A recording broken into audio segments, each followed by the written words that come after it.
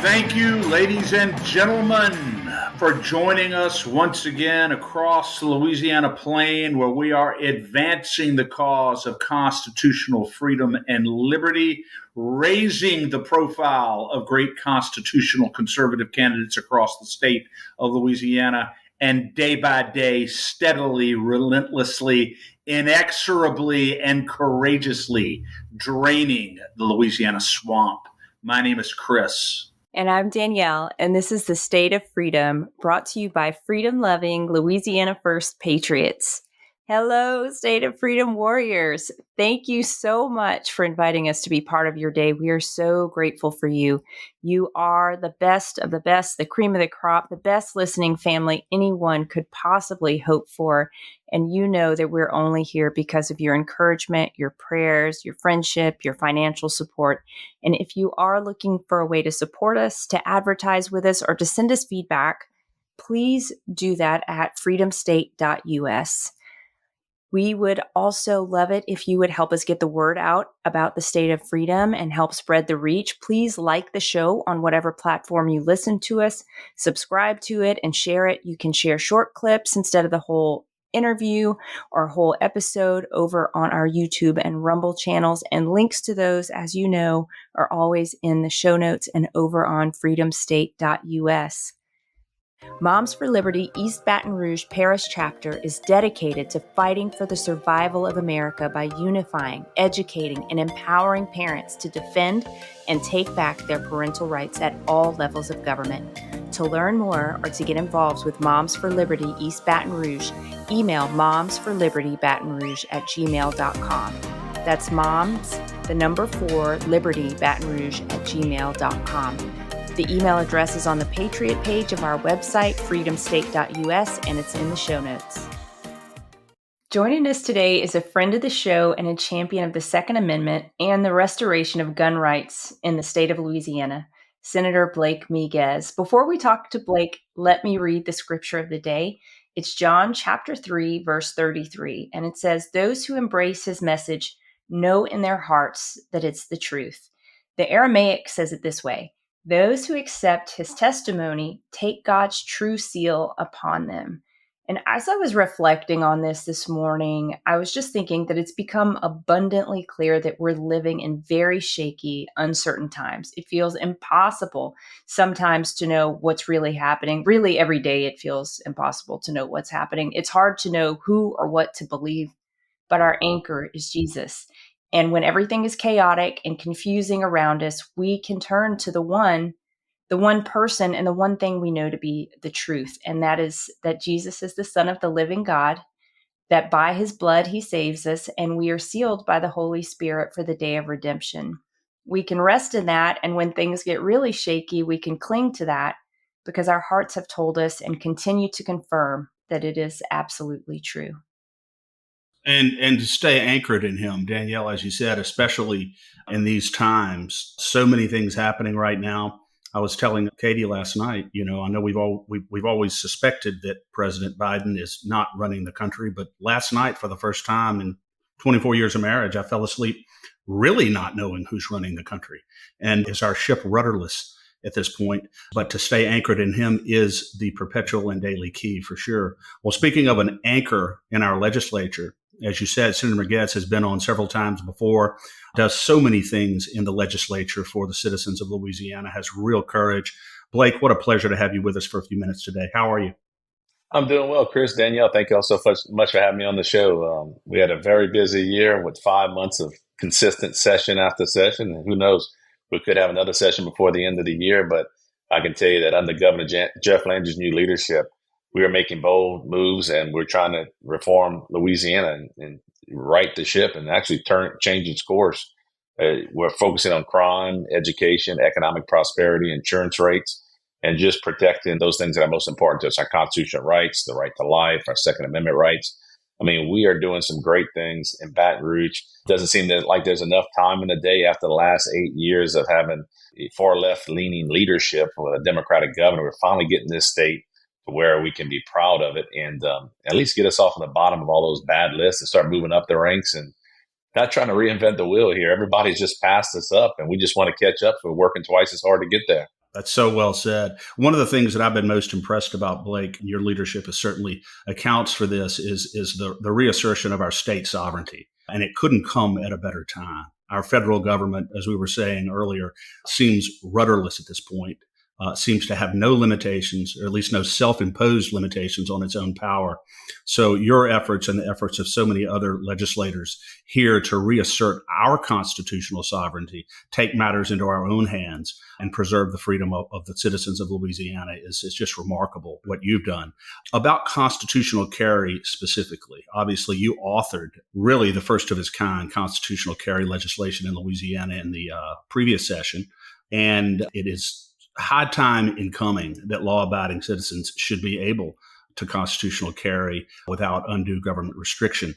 What are, Blake, the current geographic or other restrictions on constitutional carry in Louisiana now? I know there were a number of legislative initiatives that were designed to sort of curtail that right. And I'm sure that there are some local ordinances still perhaps on the books that restrict those rights. What is the current layout as far as geographic or other restrictions on constitutional carry in the state of Louisiana?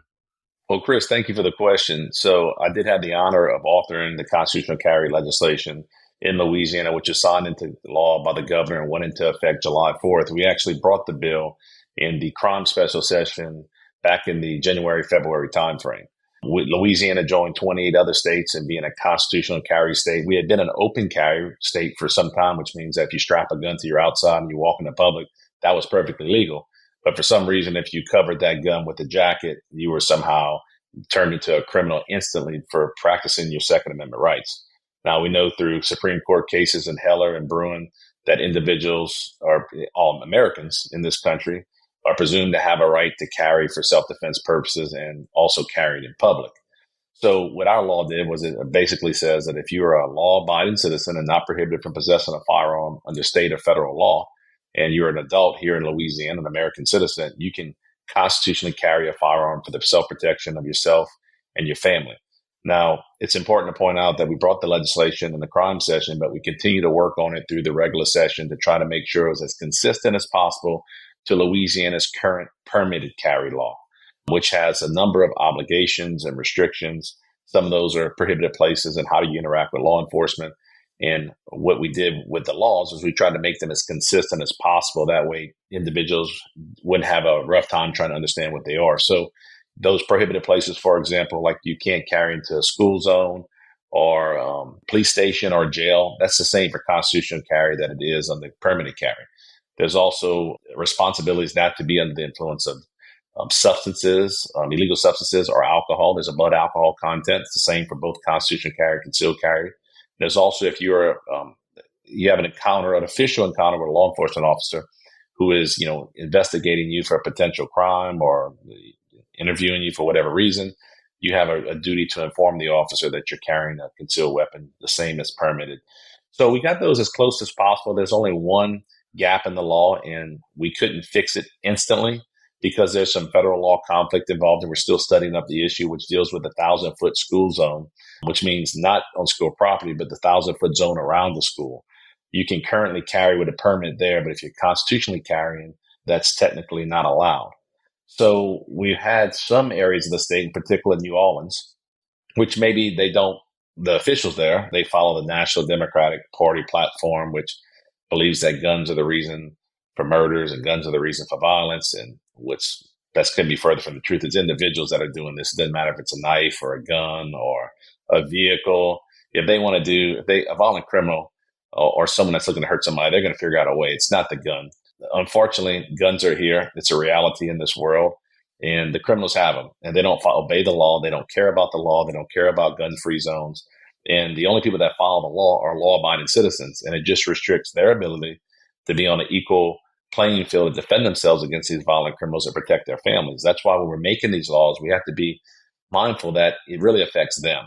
So we don't want a situation where we have a bunch of wolves that are preying upon our most innocent bystanders across the state. Well, in New Orleans, they believe a different philosophy than the rest of the state. You saw it in the vote count. Look, constitutional carry and these pro-gun pieces of legislation, if you're a Louisiana citizen, know that a supermajority of the legislature and the governor support this legislation. But there's a minority group, mainly from the Democratic Party, a lot of those from New Orleans, which don't support this type of legislation. So they haven't embraced the law. They've looked for every loophole possible to stop it from coming into effect in New Orleans. So they came up with the idea that they were going to turn their police station in the French Quarter into a vocational school that's going to train police officers to try to trigger a law in the 1495 gun-free zones that you couldn't have a gun within 1,000 foot because of the police station, which happened to be in the French Quarter, so they can restrict carrying in the French Quarter. Unfortunately, that's not allowed because they're not officially a vocational school based on what the code says. I mean, a few requirements to be a vocational school is first you have to be have oversight from the Board of Supervisors and Louisiana Community of Technical College Systems. After I heard the press release, I called the leadership there, and they had no idea what was going on. So apparently this is a unilateral move from the locals in New Orleans. You also have to have a relationship with the Department of Education in reference, to grants and funding and those types of things. What you're going to find is that they can set up a school, but it won't be the official definition that's met underneath the law to trigger the gun-free zone. And what's going to happen is you're going to see that just dissipate. And I've already saw on their website that they've already removed that as a gun-free zone. They're still trying to figure that out. The point is that they're doing everything possible to stop from embracing this new constitutional carry law, which is aimed at improving public safety. If we empower our citizens with the right to defend themselves and their loved ones, they will deter crime, because if they have a gun hidden on them, it reminds me of the Heller Supreme Court case. And I'll use you two, for example. Chris, if you're out there, you're a larger individual, a male, you may be on a ranch somewhere and you may need your firearm for defending yourself against wolves and things that are trying to affect your ranch. And that's traditional, right? But Danielle could be out there and she could be protecting her family and living in an urban area that's gang ridden, and she has the same constitutional right as you to protect herself. So it's important to know that it doesn't matter if you're in a rural part of Louisiana, or an urban part of Louisiana, or if you're female or you're male, we all have that right to defend ourselves, and we don't want criminals knowing who has the gun. Chris, if you're out there with an NRA cap on and a We the People shirt, I'm assuming you have a gun. But if Danielle's out there and she's in some yoga pants and a sweater and she's walking away, I want them to think, well, we thought we could prey on her before, but she might be carrying a gun now.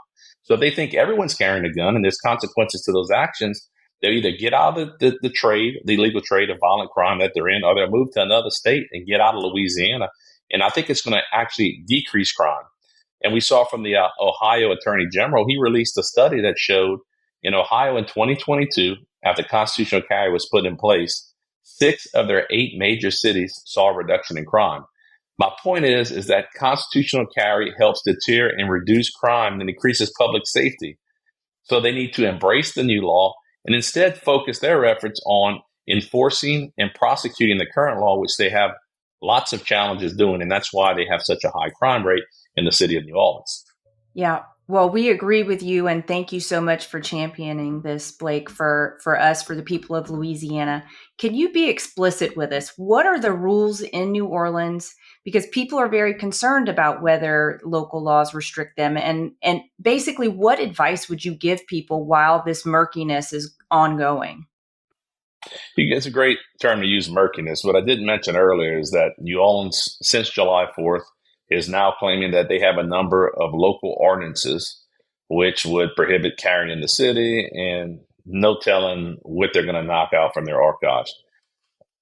Doesn't matter. It's going to be a moot issue as of August 1st, because the legislature had the foresight to pass legislation that I authored, which cleaned up and updated the preemption code. I believe it was SB 194, I believe That's was right. the number of the bill. That's right.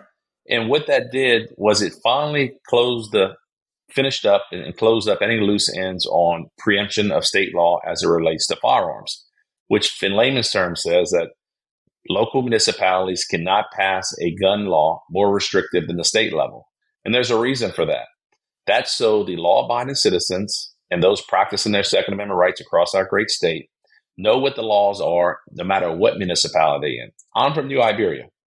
If I'm traveling to New Orleans, I want to make sure I understand exactly what the laws are. Or it could be from Shreveport or Monroe, traveling across the state to New Orleans. And I don't want to become a criminal for the sheer fact, the only fact, then I'm exercising my Second Amendment rights. I understand that I can't carry in a police station.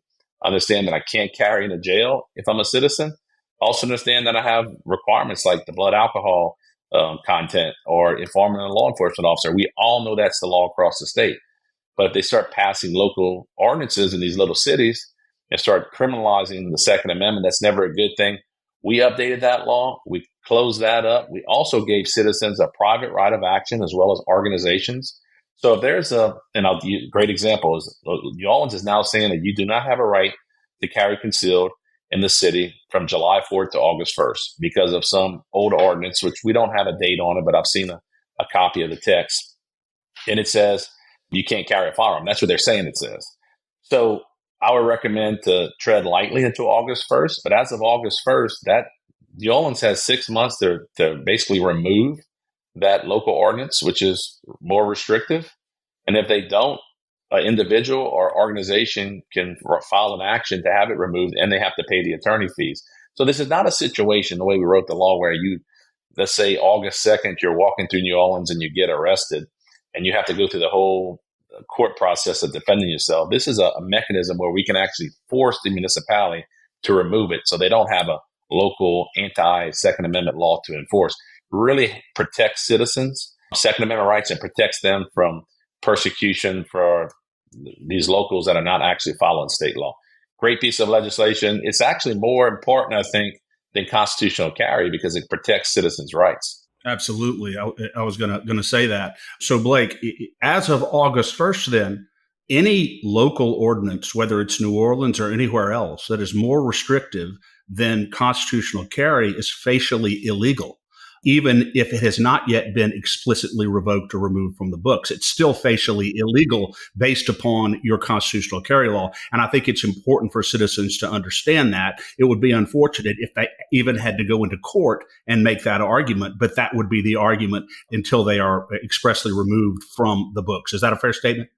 Yes, and it forces them to erase it from the books. And if they don't after 6 months, because we give them some time to go through and do the paperwork, if they don't, then you, Chris, or LACAG as an organization to file a suit and force them to do it, and they pay the attorney fees. So it's very well giving citizens that their rights, the ability to enforce their constitutional rights, which is a great thing. And I think that it's going to do very well for the citizens of Louisiana that are looking to defend themselves and their families, and start encouraging these local municipalities, start embracing it. The fact that supermajority of Louisiana loves their Second Amendment rights to defend themselves, and you need to stop trampling on them and start worrying about prosecuting criminals and let law-abiding citizens the ability to defend themselves. Stop focusing on the innocent victims and start focusing on the criminals. That's where the problem is. Absolutely. As you alluded to earlier, Blake, there were a number of initiatives brought this past session, number of bills, Mandy Landry, and a couple of other Democrat legislators to curtail the right to carve out these gun-free zones, which leads me to this question. And I'm really eager to get your response to this. The people who are trying to carve out these gun-free zones, they're operating from a premise that criminals or thugs and criminals who carry guns are going to honor gun-free zones, which to me is completely opposite of both common sense and experience. The only people who will be made vulnerable and defenseless in, quote, gun-free zones are law-abiding citizens. Why do you think it is, Blake, that these proponents of all these restrictions on our gun rights and all these geographic restrictions on gun rights do not seem to understand that the people who are inclined to break the law and kill people with guns are not going to honor the law? And that includes laws regarding gun-free zones. What is hard to grasp about that? Well, there's a national anti-gun agenda from Democrats that are being pushed down to the local level. And these local politicians who are looking to earn political points with their constituency, there may be some of their constituency out there that doesn't believe the same as I. And I'm perfectly understandable to that, and that fear guns and fear violence.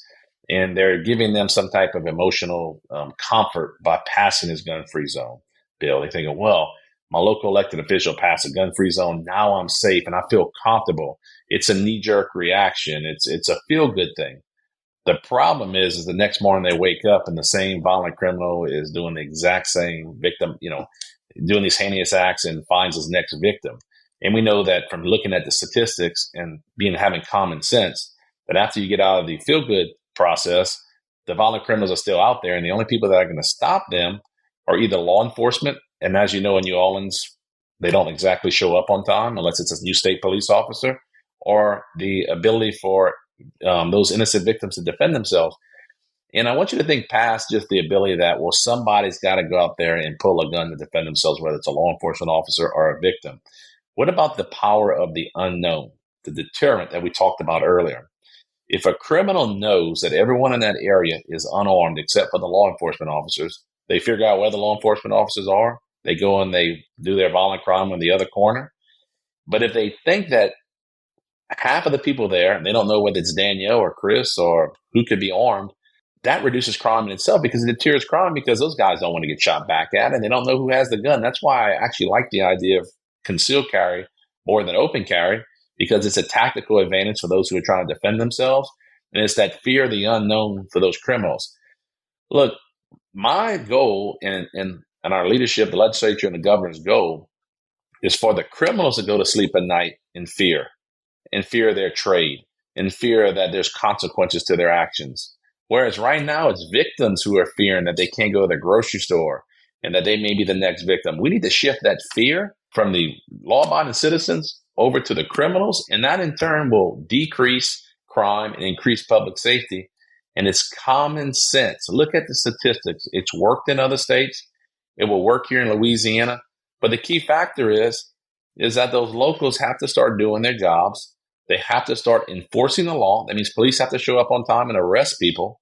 And they actually have to prosecute these people with real consequences like jail time, because they talk on the streets. And if they find out that you can get away with murder, then they're going to continue murdering people. Absolutely. Yeah. Blake, I love your point about shifting the fear from the innocent to the criminals. And I'd also like to point out the hypocrisy of the anti-gun lobby, because if I remember correctly, during the criminal session, there were a lot of people who pretty much line up with the anti-gun lobby that were very ready to restore the rights, the gun rights of criminals first off. But they're the same people that want to restrict the gun rights of the innocent, law-abiding citizens. And that you can't make that make sense to me. Yeah, it doesn't make any sense. They don't want any consequences to these criminals. They want them to get treated with white gloves when they're putting not incarcerated for a long time, put them back out in the streets. But they don't want the law-abiding citizens with the ability to defend themselves. So when the criminal justice system is not serving the community well, our insurance policy and our last line of defense is ourselves. Because I can tell you, when that criminal breaks into your home or confronts you on the street, yeah, I like to believe that you could dial 911. But unless there's a cop right around the corner, it may take 5-10 minutes for them to get there. Most of these interactions are under 1 minute long. And it's got to the point where they have no value of human life. So they're not just stealing your wallet anymore. They're stealing your wallet and they're shooting you and your family. Yeah. So they're not leaving any witnesses behind. That's for sure. It's unfortunate, but that's the world that we're living in today. Until the locals start doing their jobs, we got to get this situation under control. Look, I'll give it to the governor and the legislature. We did some great things in the crime session where we're giving victims rights again. We're holding criminals accountable. But all these changes take time to take effect. And like we had to fund Troop NOLA to get into New Orleans and start enforcing the law where the NOPD couldn't in the entire city, and not just the French Quarter.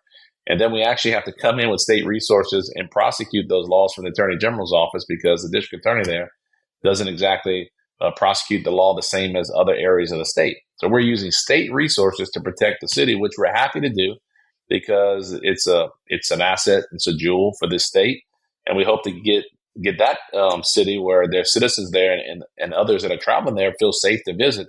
But at some point in time, that area has to be self-sufficient. And you have to get where the locals can actually do their own jobs, just like in New Iberia and Lafayette, that we take care of our own crime problems and we make sure our own city streets are safe. And the leadership there in New Orleans at some point is going to have to do the same for their own citizens. You can't continue to rely on state assets forever, and maintain your autonomy and your identity as a local municipality. And that certainly is the vision of the founder, our founders that local governments are the best suited and best equipped to govern their own local affairs. It's just gotten to such a point, as you suggested, like in New Orleans, the crime situation there, where they either don't have the will or don't have the resources to handle their own problems now. But going forward, I couldn't agree with you more. They have to come to a point where they are handling their own affairs on a local level. I want to ask you, Blake, about one aspect of the constitutional carry bill. You and I have had this discussion before, and I think you're sympathetic to the concern that we expressed about it. The immunity protections, civil immunity protections that are afforded permitted carriers that constitutional carriers who do not have a permit or choose not to have a permit, but are nonetheless law-abiding citizens, would not enjoy in the event that they were sued because they had to use their gun. And I understand that one of the concerns that you had in exempting permitless carriers from the same level of immunity protections. One of your concerns was to encourage training, to encourage people to make sure they know how to use their gun and that sort of thing, to go through the proper training and all. Also probably had to do with the fact that the state police currently, according to the fiscal note, makes substantial amount of money every year on these permits, millions of dollars a year on the permit. So that was an incentive perhaps for that provision. Is there a path forward, Blake, to put permitless constitutional carriers on the same level in that facet with regard to the liability immunity as permitted carriers enjoy in Louisiana? And how do you see that playing out? So, Chris, thank you for bringing that legislation up, because with constitutional carry, there's not enough conversation about SB2, which is after SB1 constitutional carry. SB2 gives a statutory civil immunity to those who are in a self-defense justified shooting. So for those out there that haven't read the law, if you have a concealed carry permit, or you're current law enforcement military or prior law enforcement military, and you have the training, you get an incentive under the law for having that training, or a reward, I would say, that if you are in a self-defense shooting, an unfortunate circumstance where you had to use your firearm or any type of weapon for self-defense, that if you had followed the law, you were not grossly negligent, you didn't have some type of intentional criminal act, that the perpetrator or his heirs could not sue you civilly in court, which is great to have it in statute. Generally, that's something you see in jurisprudence. We actually have it in statute here.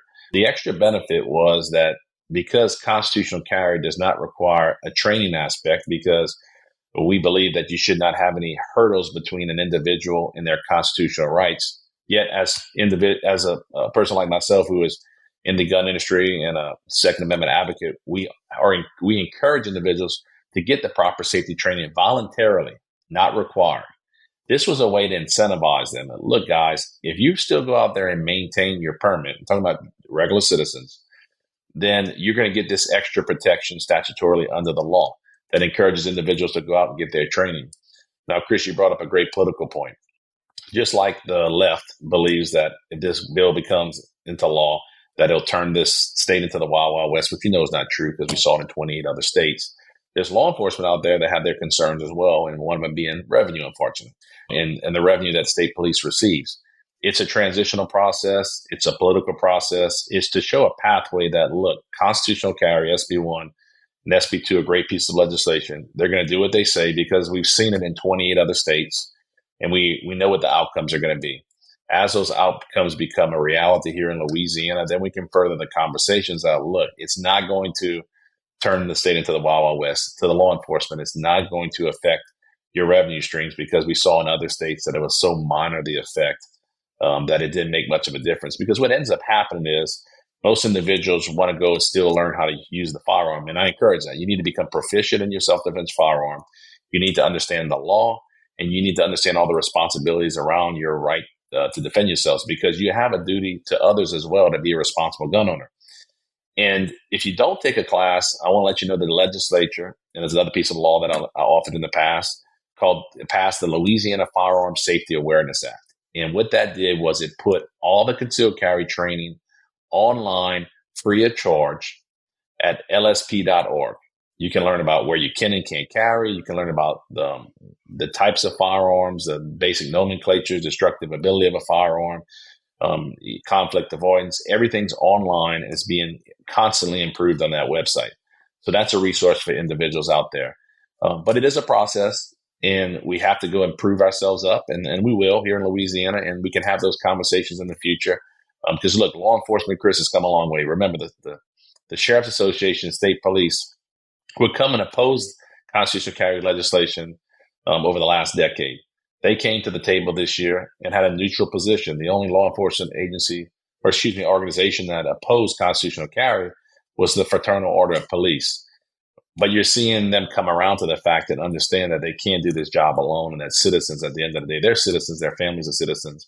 And there's a lot of law enforcement officers that love the Second Amendment. They understand the reality of how dangerous it is in the streets.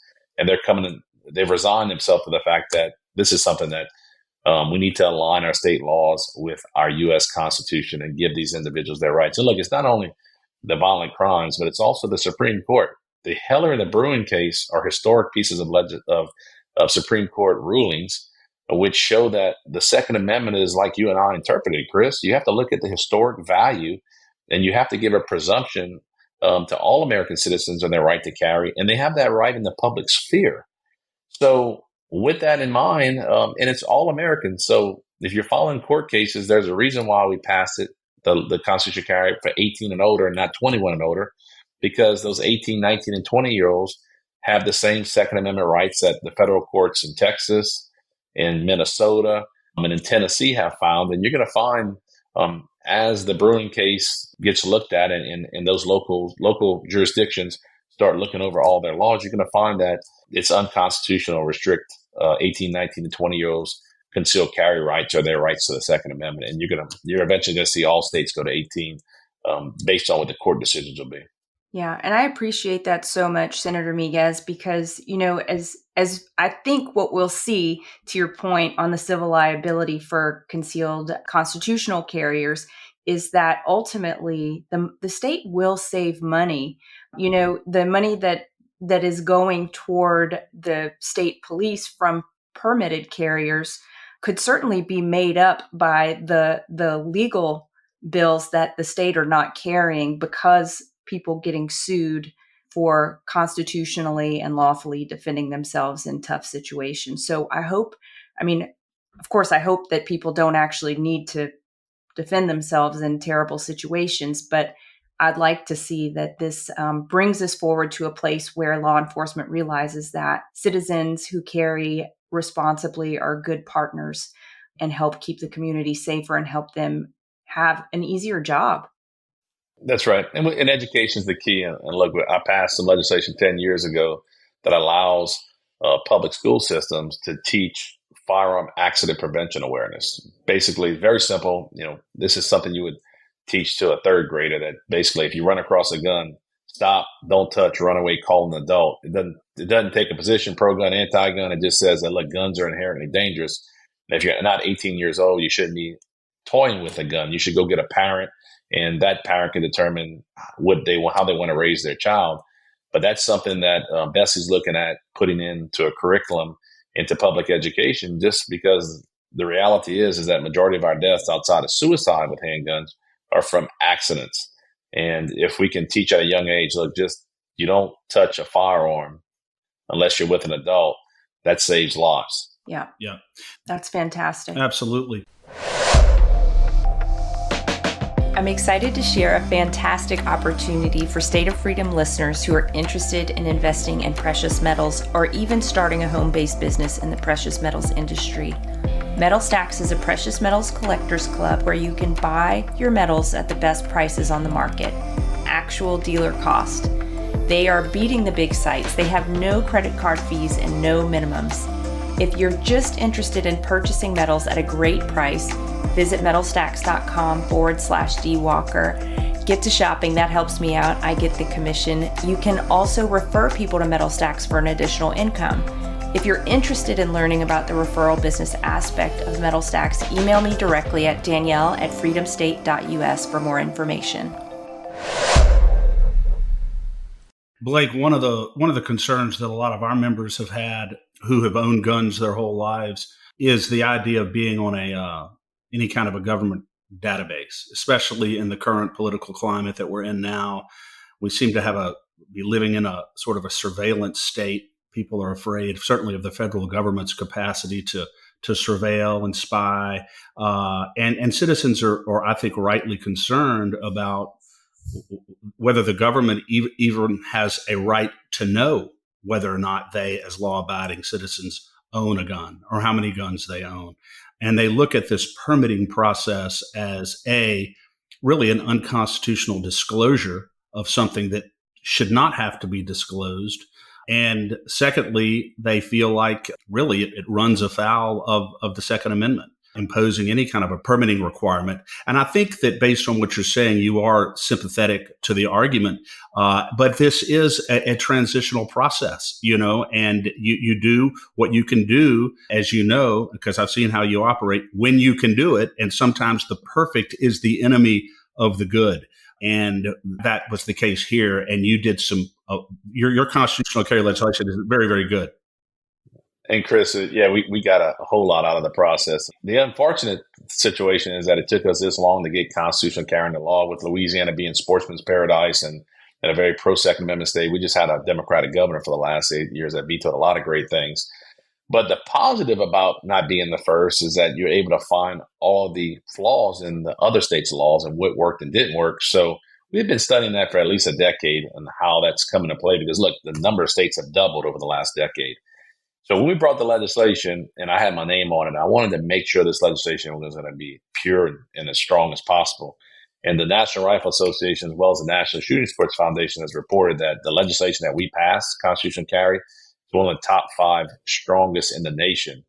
And then when you couple it with SB2, which I consider is lagniappe, is something that the governor himself had helped design and come up with, it even makes the legislation and our citizen Second Amendment rights even stronger. And when you couple that with what we did with preemption, we haven't even talked about firearm industry discrimination from the banking industry, that we were able to pass legislation in that regard. By the way, great piece of legislation there, Blake. I was fortunate enough to be the author of that bill. And back to what you mentioned earlier about databases, I had another bill that we passed, which dealt with the MCC codes, where you can't track the purchases of firearms through the banking industry. So when you go to purchase a firearm now, it has a general sporting goods code on it. Well, this prohibited those, I guess you would say, the credit card processors or the banking industry, the individuals that do the cards, from putting firearms or ammunition. So at some point in time, they could figure out exactly how much you're buying, and they could say, well, we're not going to let you use our card to buy firearms and ammunition. You got to go back to purchasing with cash. And, anytime that you can hinder the industry and the ability to get a firearm or ammunition, you are discriminating against an individual's Second Amendment right. So that's what the left has found. They go to the banking industry like they did with the oil and gas industry and try to starve it of funds, try to starve them of loans, operating capital, lines of credit, payment processing.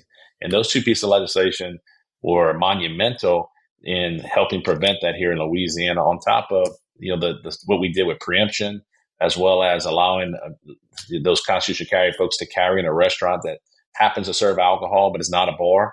I mean, we did a lot of great things for the Second Amendment in this recent session, and we're batting really, really tremendous, good. Tremendous, yeah. But like anything else, there's that's something, a piece that we can improve on, as well as there's some other areas. Looking at exactly where the blood alcohol content should be. That should be the same as a DUI, because it's just as dangerous to drive a 6,000 pound SUV as it is to carry a firearm. So those should be the same, whatever they are. So it's 0.05 now, whereas it should be a 0.08, you're saying? Yeah. Yes. And also looking at the prohibited places. So it sounds okay when you prohibit all these places, but what about just going to private property rights? So as you know, under the law, it doesn't matter if you're not prohibited from carrying in a restaurant. Like it's legal to carry in a restaurant right now. But if a private property owner says he doesn't want firearms in his restaurant, he can post a sign and restrict it. That's his private property constitutional right. But when you say you're prohibited from carrying in a certain location, you're inhibiting his ability to also allow carrying.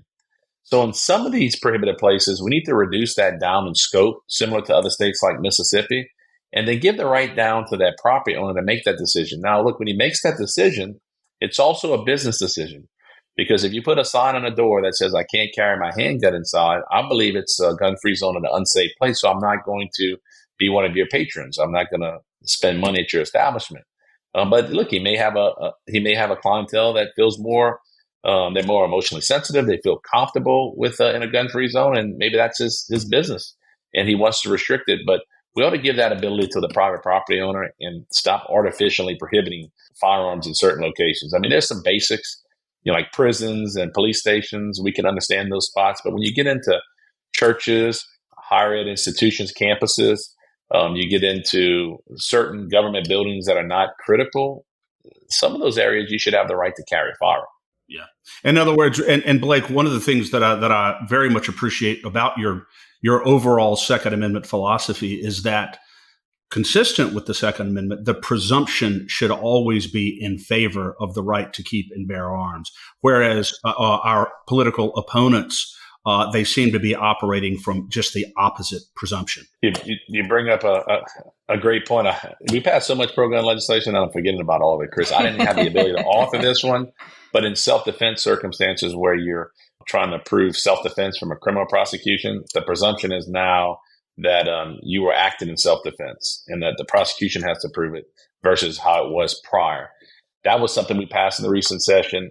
Look, if you're out there and you're a Louisiana citizen and you love the Second Amendment and you love your ability to defend yourselves and your loved ones, know that Governor Jeff Landry and this Republican legislature has passed more legislation this year in the 5 months than we've seen across this nation. Some of the large trade groups that deal with the firearm industry said that the historic record for state legislatures was, I believe it may have been Missouri in 2008 or 2009. They had the most substantial session, and Louisiana blew that record out of the water. This year, we have moved up in the ranks. We're probably one of the top 10 post-gun friendly states in the entire nation. And that's because of the work of this legislation and work under this new governor, because I can tell you without Governor Jeff Landry, we would not have the opportunity to pass this because our previous governor would veto all of this pro-gun legislation. So if you're wondering if you voted for the right people, I can tell you sure did. We're out there protecting your Second Amendment rights. We're doing a lot of other great things that we can talk about later on. But today we're talking about the Second Amendment. But in the Second Amendment, we are knocking it out the park. We've got some great advocacy groups. The legislature understands and they want to respect your Second Amendment rights. And they understand that it's your right to defend yourselves and, more importantly, your loved ones, and it shall not be infringed. Absolutely. Yeah, exactly. Well, Senator Miguez, thank you so much for your leadership on this issue. I know you've partnered a lot with some other big Second Amendment advocates in the legislature, of course, Governor Landry, to get that done. But we're so grateful that you were willing to take the bull by the horns and really run us up to the top of the list, where it's a great list to be on the top of. It's good to be on the top of any good list. Of any good list, exactly. Yeah, Danielle, I'll remind you that that's exactly what this government, this legislature intends to do as long as we're in office, is that we're going to start getting off the bottom of those bad lists and to the top of the good list. So if it deals with the Second Amendment or pro-life issues, we want to be at the top. If it deals with economic prosperity, we want to be at the top. But if it deals with taxation and insurance rates and tort environment, we want to go down on those lists. We don't want high taxes. We don't want high insurance premiums. We don't want a litigious environment. And we don't want high crime. And when you're going to start understanding that, when you take it in a multi-step approach like this government is taking and addressing crime first, reforming education, getting spending under control, starting to reform our insurance industry, and then looking at doing comprehensive tax reform, you're going to start seeing that the biggest issue that this state has, which is out-migration of our youth and our talent to other states, is going to start turning around, where individuals will actually want to move here, because we don't have to do much to attract them to come here.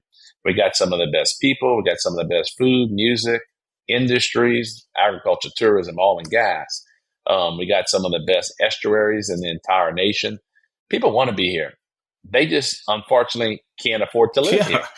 So we got to provide them affordable living, and we got to provide them job opportunities. And safety. And they'll be like my grandfather. He fished and hunted every day in his golden years. Wow. And we want those people living here in Louisiana. Look, I can't do anything about the temperature. It's hot down here. But we got great AC, and we can sure make up with some gumbo and some great food and jambalaya and crawfish etouffee and ball crawfish. Amen. I mean, we'll make it up with the food and the people. Just come on down. And we want to send a message to our youth. You know, those that are like my daughter. She's 9 years old. She's got a decade more before she goes to college. And hopefully we have the state turned around where she says, you know what, I can get a job right down the road from my parents and my grandparents. And I could still go home every weekend and he grandmama's cooking. I could still eat all that cooking on the weekend and live my life down here and be Cajun and be proud of my heritage and further have prosperity for our future generations. And here in Louisiana, not in Texas and not in Florida, here in Louisiana. Yeah, Blake, you're speaking Katie's language. My wife, Katie, it hasn't happened in our family because we're spread out all over the country. But her dream has always been to have all of her family, even extended family, all around her, living in the same area, close together geographically. I think that with some of these initiatives and reforms that you're talking about and that you've engaged in, hopefully we'll see more of that. We'll see more families staying together, more consolidated, fewer family members moving out for better opportunities, and we'll have Louisianans staying in Louisiana. And I know that's what we all want.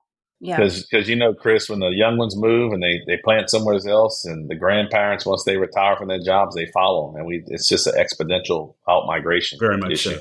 It really is. Well, Blake, before we let you go, we are seeing reports this week that there's still a push from the governor and some parts of the legislature who are pushing for a constitutional convention to address some of those issues. I think that may be holding us back. What are the chances that we see this happening? I think time's running short. There's still an opportunity to do it, but you make a great point. If you look at it, we're July 23rd today, and we have to get. If we wanted to do a constitutional convention, we'd have to pass something by August 23rd to get it on the ballot with the presidential election. So time's running short, and every day that passes, it reduces the chances of going into a constitutional convention. And as you know, we're using that word very lightly, that term.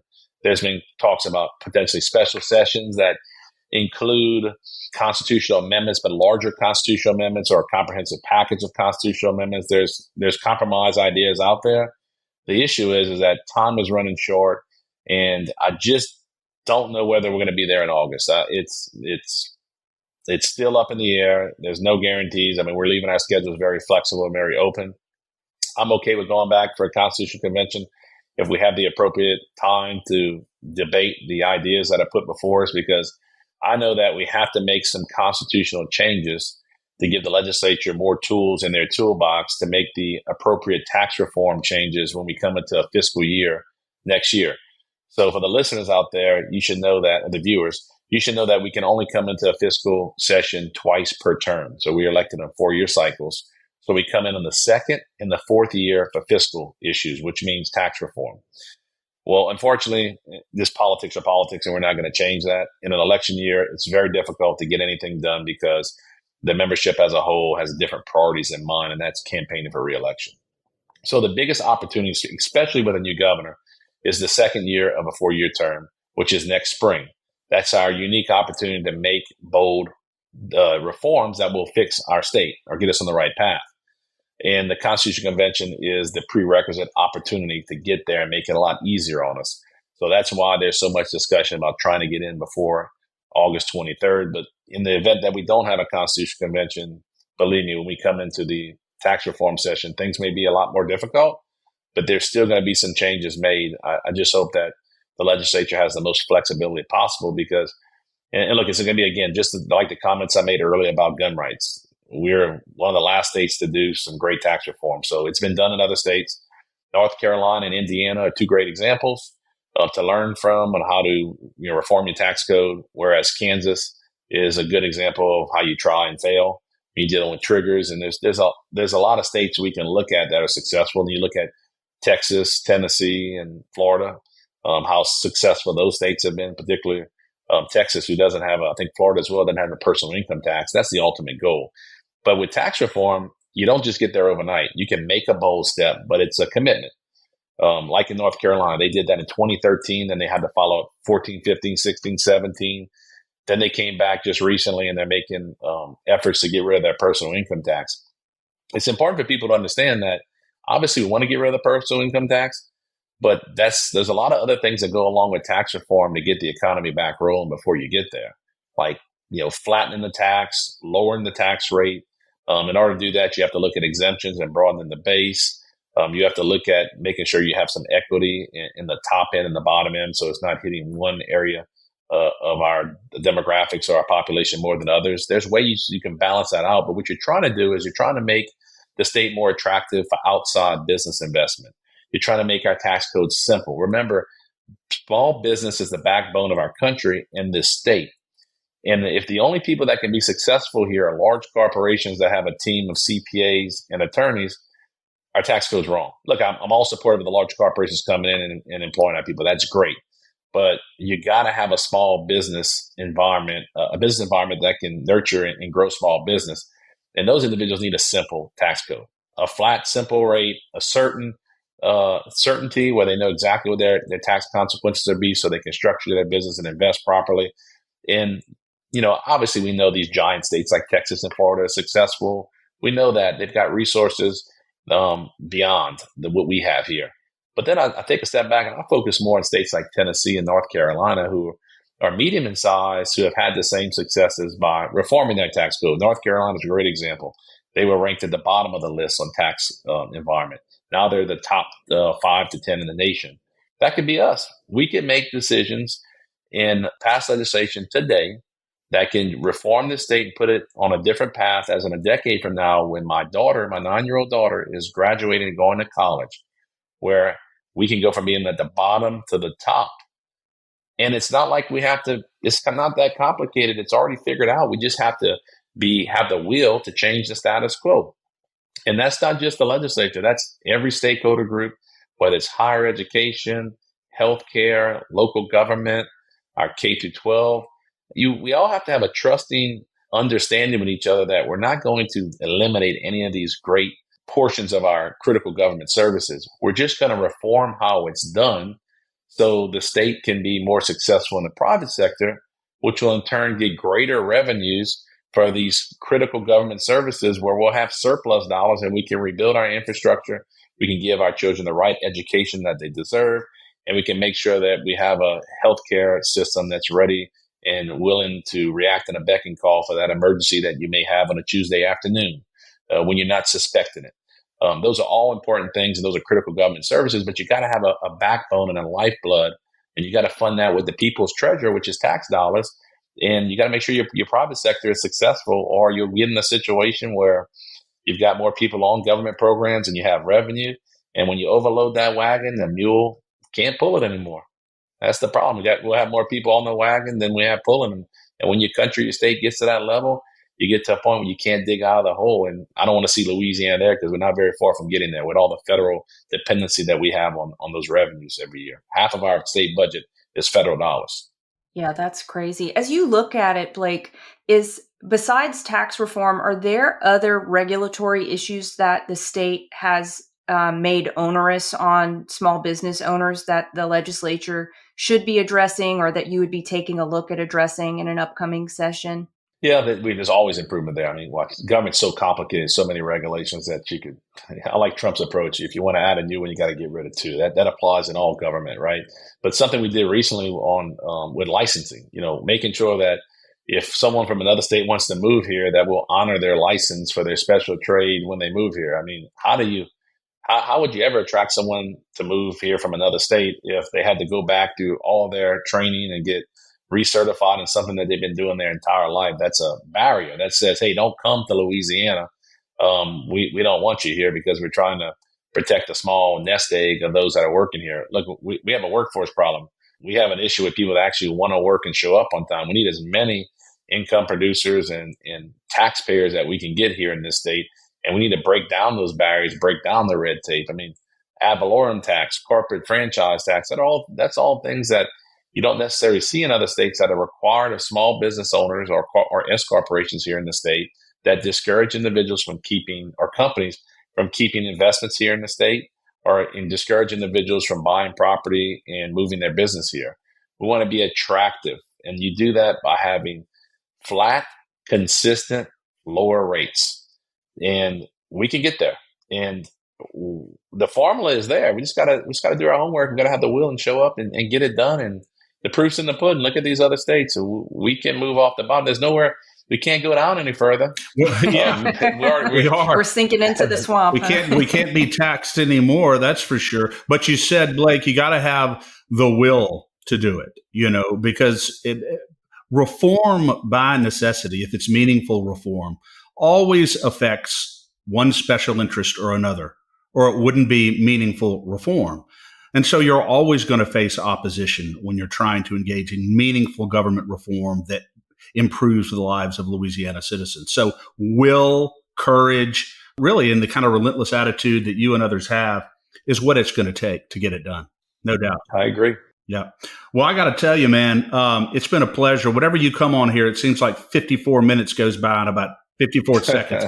But thank you again for all of your good work and all that we know that is coming for the citizens of our state. I love seeing you down at the legislature. Love who you are, and your folks over there are real lucky to have you. It's I tell you what, I got elected to the Senate last year. I served in the House for 9 years, and God has blessed me with the opportunity to be the voice of the people of Senate District 22. And I'm grateful for every opportunity that I have in Baton Rouge, and I fight like hell every day to make sure that the people have a voice in the process. And because you know how it's been over the last several decades, and we got a lot to fix there in Louisiana, and I'm going to keep working hard every day, and I'm going to continue being the voice of the people. And like I said on the campaign trail, I said, I'll never forget who I am, where I came from, or who set me there. And that's exactly what I live by every day when I'm in the legislature. And I look forward to the brighter days ahead and the prosperity for Louisiana. And I ask everyone, all of your viewers, to keep us in your thoughts and prayers. And God bless our great state. Amen. Thank you, Senator Miguez. It's great having you. God bless. Thank you so much. I appreciate it. Thanks for listening to The State of Freedom. To stay on top of all the calls to action or find resources we mentioned today, check out the show notes for the episode. The scripture reading and reflection for today's episode are on our website, freedomstate.us. If you'd like to support the show financially, you can do that on our website as well. Again, that's freedomstate.us. If you'd prefer to give by mail, you can send a check to the State of Freedom at P.O. Box 861, Berg, Louisiana 70343. If you own a business and would like to support our show by advertising, please email us at info@freedomstate.us. To get involved with Louisiana Citizen Advocacy Group, visit LACAG.org, LACAG.org, or email Chris at chris@lacag.org. If you're enjoying the show, please subscribe and share it and give us a 5-star rating in the reviews. Thanks again, everybody. We'll see you next time.